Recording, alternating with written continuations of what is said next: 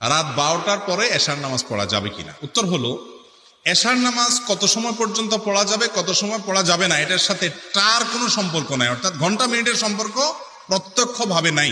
ঘন্টা মিনিটের সাথে আপনি পরে যুক্ত করে হিসাব বের করতে পারেন, কিন্তু মূলত হিসাবটা ভিন্ন জায়গায়। সেটা কোথায়? এশার নামাজ রাতের 1/3 সময়ে এর মধ্যে পড়া হলো উত্তম এবং সুন্নাহ। 1/3 মানে 3 ভাগের 1 ভাগ।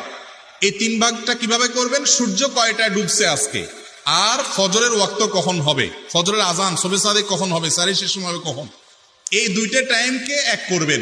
যত টাইম হবে তার 3 ভাগের 1 ভাগ পর্যন্ত।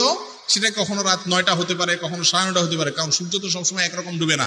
কখনো 5টায় ডুবে, কখনো 6টায় ডুবে, কখনো 5:30টায় ডুবে। তো যেই সিজনে যখন হয়, আপনি রাতের 1/3 1/3 মধ্যে এশা পড়বেন, সেটা হলো সুন্নাত। মধ্যরাত পর্যন্ত, রাতের মাঝামাঝির আগ পর্যন্ত এশা পড়তে পারেন, সেটা হলো জায়েজ। অনুত্তম এত দেরি করাটা, কিন্তু জায়েজ, নামাজ হয়ে যাবে।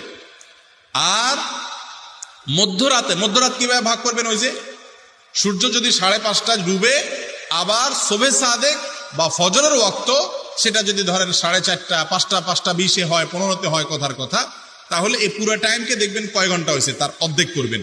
অর্ধেক করলে কখনো রাত 12টা হবে, কখনো রাত কম হইতে পারে, বেশিও হইতে পারে, 12টার সাথে সম্পর্ক না।